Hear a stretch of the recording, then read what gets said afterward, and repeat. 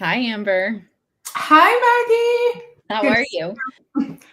I'm amazing. How are you? I'm good. I'm so excited we're doing this because this is an intersection of a topic I've been excited to talk about for a long time. And I feel like having you in the room talking about luxury brand strategies is it's going to be a fun conversation. So I before we dive in, let's do some quick intros. Why don't you tell everybody who you are, what you do, and then I'll intro myself and then we'll kick it off.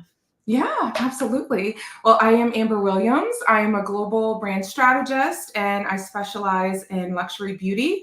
At the moment, I am the Chief Brand Officer of Harlem Perfume Company, which is a niche fragrance brand that takes its inspiration from the Harlem Renaissance.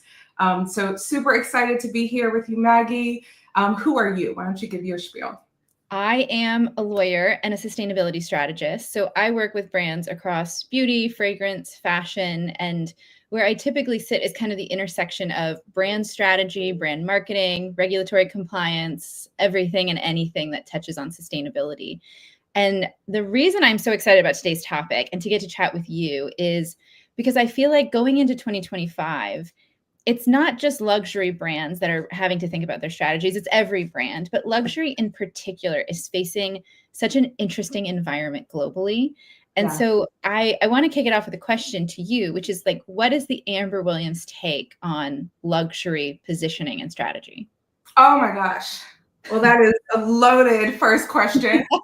Um, and we've talked about this before, you and I think, I really just try to take a step back to, answer the question of how are we defining luxury Mm, today? Because I think that, there is a framework for luxury from, 20 years ago.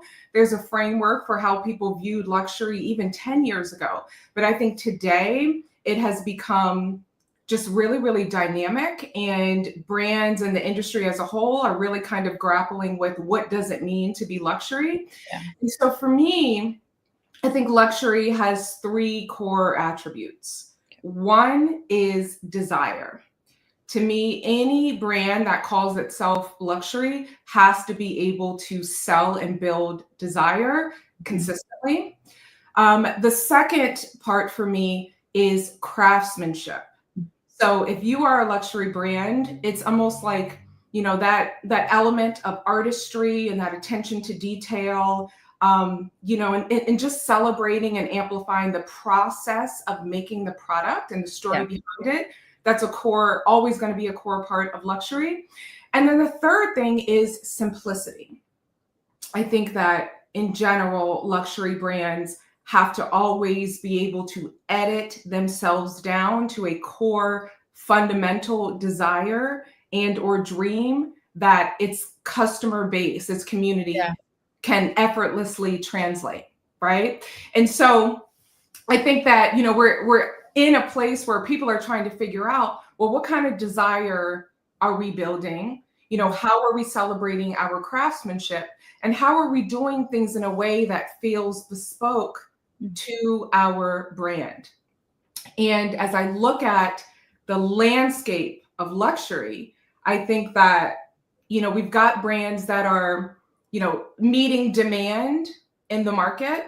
We've got Mhm. our luxury brands who are taking that standard practice of benchmarking and looking at the data and allowing the insights to guide the product strategy and meeting, what is proven to be, asked for by the customer.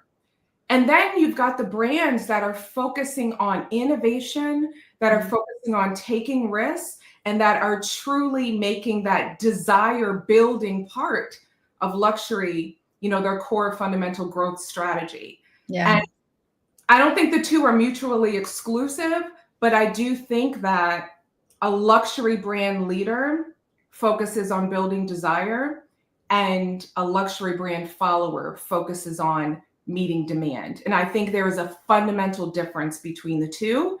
And in today's market, I think we truly need more luxury brand leaders Mm, focus on building desire yeah. by zigging when everyone else is zagging.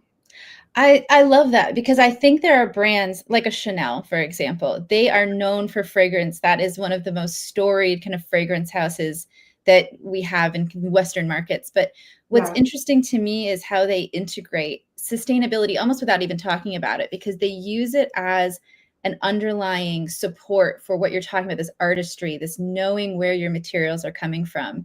And Hmm. they do a great job storytelling and really driving that consumer desire, because it's not just that we've created something that smells good when you wear it. You want Yeah. to know, well, where are the fragrances, the fragrance materials coming from? Like, what is the natural origin of these beautiful materials? Yeah. Are there plenty of synthetics and lab made materials? Of course, but the storytelling and the desire that you're going to drive from a consumer is not around what you're making in the lab. It's Oh, connecting to the brand's heritage. It's really showing that behind the scenes.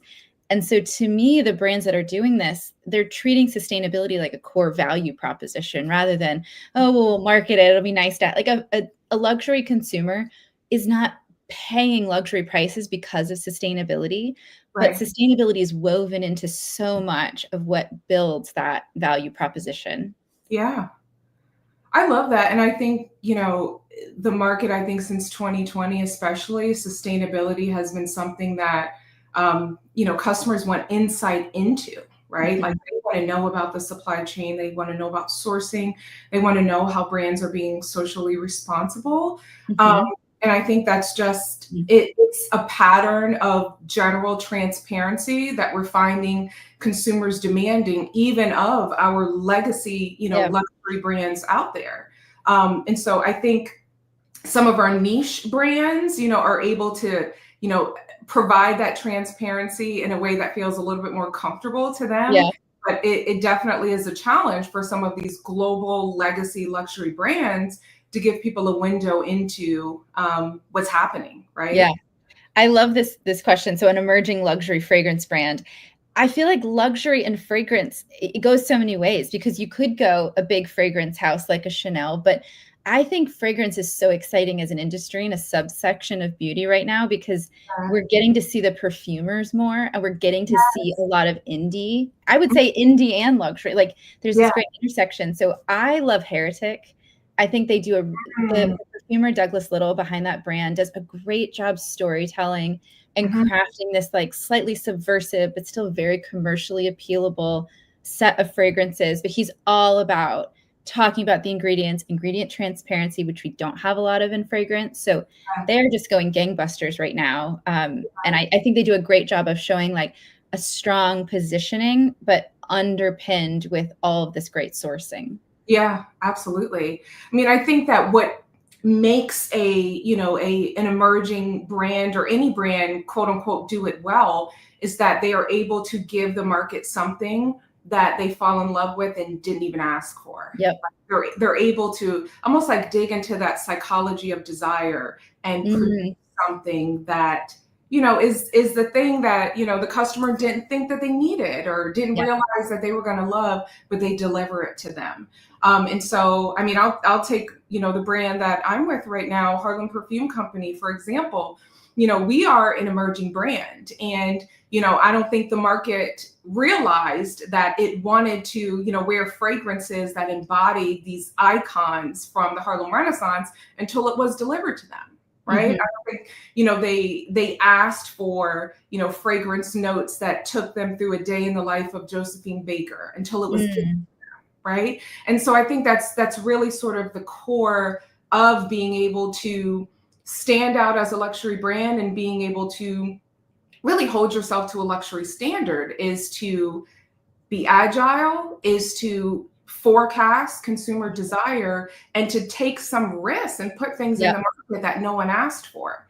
And that is something unique to the abilities of emerging brands, whereas our larger conglomerates, it takes them, a little bit longer to Yeah. take a risk or, Yes. affect change.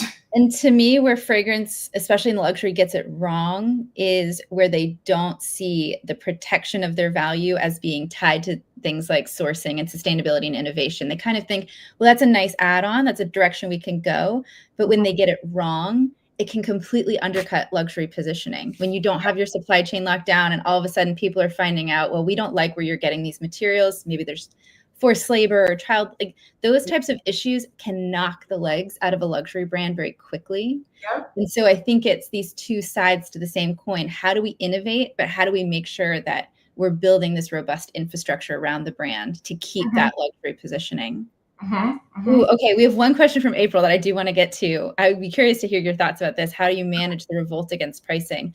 To me, it's storytelling. You have to tell the story. You have to justify the back end costs because luxury pricing has gotten so out of control that the only way that we can add that new dimension to justifying it with a consumer is by taking them behind the scenes and showing that artistry at every step.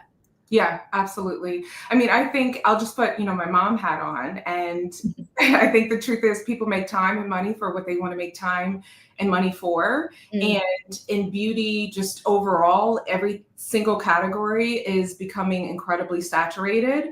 Fragrance, for one, as you know, prestige fragrance is the fastest growing category in luxury beauty. And so I think that, it's not a matter of justifying price with product. It's a matter of allowing the ethos and the story behind your brand to convince the customer that the investment is worth it and it's not just transactional. I mean, I don't think I can say it any better than that. So I feel like that's the perfect place for us to end. Oh, that's it. Oh my gosh, that went by so fast. Thank you everyone for joining us. Maggie, this has been a great conversation. I know we will continue our chat about this topic, our favorite topic. And we want to just invite everyone to continue joining the board every single Thursday on LinkedIn Live, 11 a.m. Pacific. We will be having, two of our board members, experts in the industry, discussing piping hot topics that impact the industries that we love. So thank you, everyone. And we look forward to seeing you next week. Bye. Bye.